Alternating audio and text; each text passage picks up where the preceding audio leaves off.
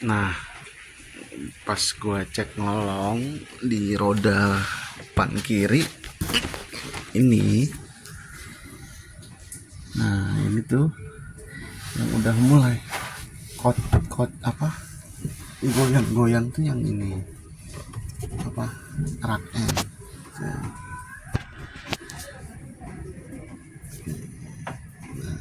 Tuh, ini guys, ini digoyang pakai tangan aja udah bisa tuh.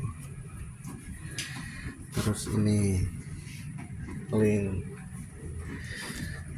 mana nih? Nggak kelihatan nih, si link stabilnya tuh. Nah tuh,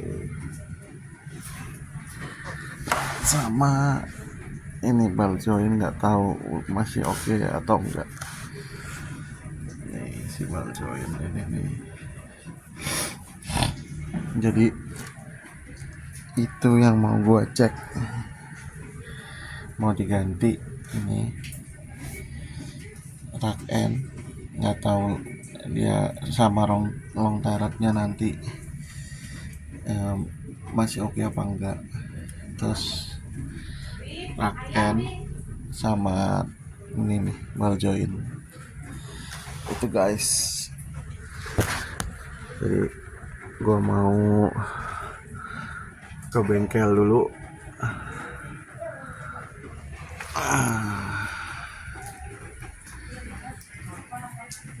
Ini emang waktunya servis juga sekalian guys, servis tune up, ganti oli, terus sekalian benerin kaki-kaki, sama gue mau masang si curut nih, si curut gue mau masang ini nih guys. Nih si curut ini kan aslinya curut IHI 1 yang satu kabel nih, tapi udah gue modif. Ini gue tambahin fuse di sini, terus gue jadiin 4 kabel nih. Tuh, gue jadiin 4 kabel. Nanti yang warna hijau ini masuk ke positif coil. Nanti yang hitam nih baru ke positif aki. Gitu guys, gue siap-siap dulu mau berangkat ke bengkel. Nah, kita udah di bengkel nih guys, di Everest Motor, spesialis Nissan. Ini mobilnya udah selesai sih. Jadi tadi pagi gua tinggal karena mau pergi sama anak-anak. Nah, ini lagi masang curut.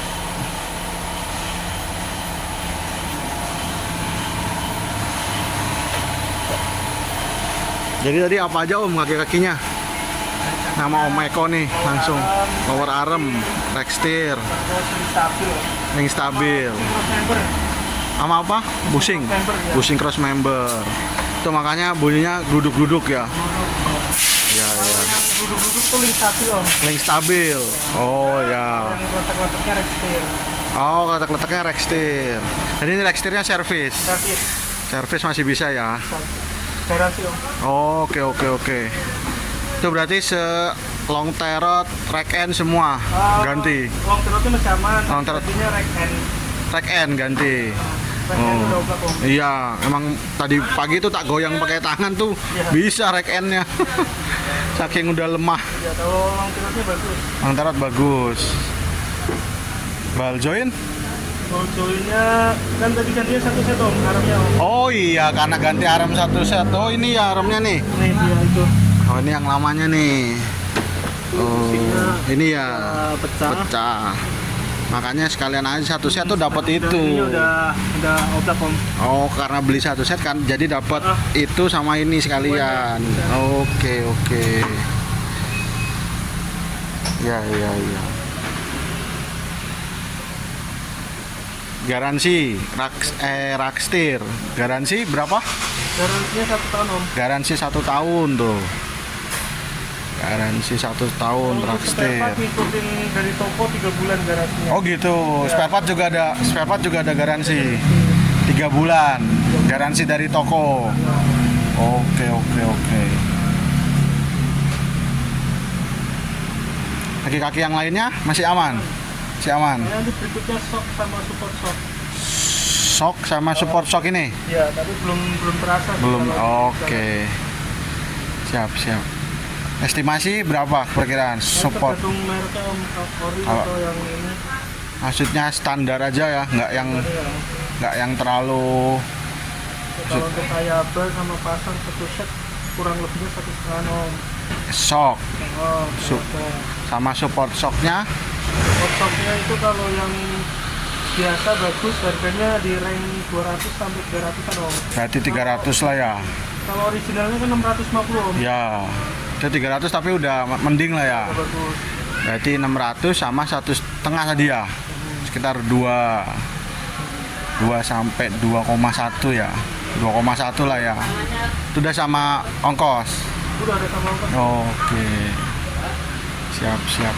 Berarti ini PR ku tinggal aku spuring lagi lah ya. Piring, ya. Oke. Tapi kalau waktunya cukup sebenarnya saya syukurin sekalian om. Nah, ini curutnya udah kepasang. Tuh, di positif oil ya.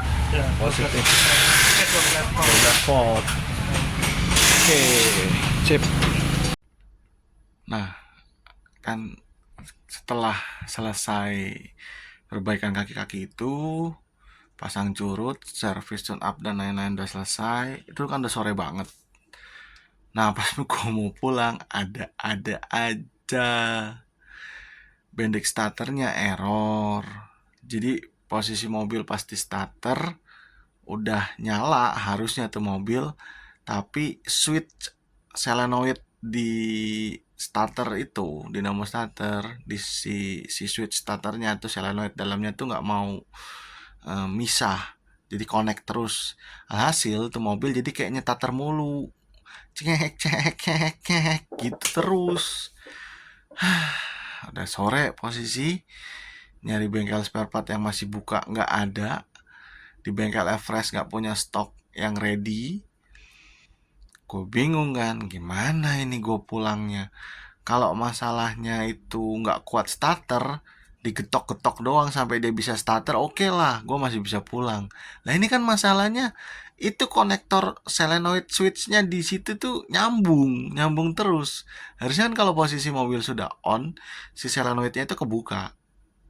Jadi posisinya nggak ngirim strom ke dinamonya. Hasil sama si Om Eko itu dibukain lah dari mobil lain yang memang kebetulan tuh mobil mau ganti solenoid starter tapi lagi nunggu barang. Nah, kalau masalahnya tuh mobil di starter kadang mau kadang enggak. Jadi ya udahlah diganti aja tuh pakai si switch starternya punya itu mobil karena sama-sama Livina. Pas begitu dipasang ya ketok-ketok dulu solenoidnya sampai akhirnya dia bisa starter. Ya udah, hasil gue pulang deh dengan keadaan mobil punya PR. Baru besoknya nih gue langsung orderin si switch starternya nih.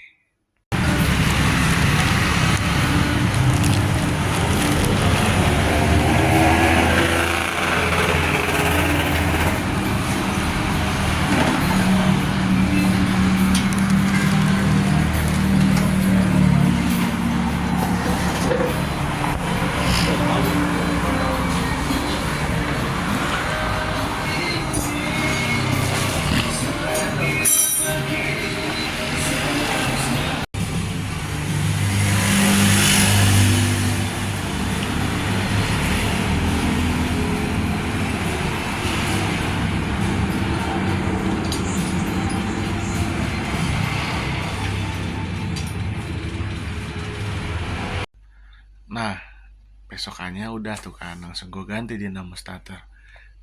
Alhamdulillah mobil udah normal lagi bisa starter. Tapi kan gue masih punya PR tuh. habis ngebenerin kaki-kaki harus spuring kan.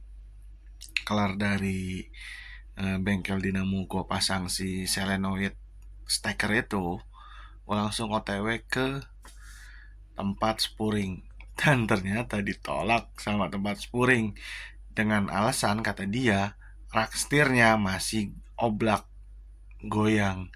Dia nggak berani buat spuring karena takutnya nanti kalau dia spuring tetap aja mobilnya masih nggak bisa lurus, katanya masih ngebuang. Padahal sebelumnya pas gue bawa pulang dari Everest ke rumah, masuk tol dan segala macem, gue nggak ngerasa mobilnya ada aneh-aneh sih, entah ngebuang atau apa segala macem. Ya udahlah, akhirnya karena masih garansi juga kan sama Mas Eko, gue telepon, gue komplain, terus ya memang responnya sigap. Besokannya langsung gue bawa lagi tuh mobil, langsung dikerjain dan dicek, kata dia memang, oh iya ada sedikit nih oblak nih tipis dari rak setir kayaknya, kata dia. Dibongkar lagi lah tuh rak setir. Alhasil dapet masalahnya. Jadi asnya yang bergerigi-gerigi kayak gini nih,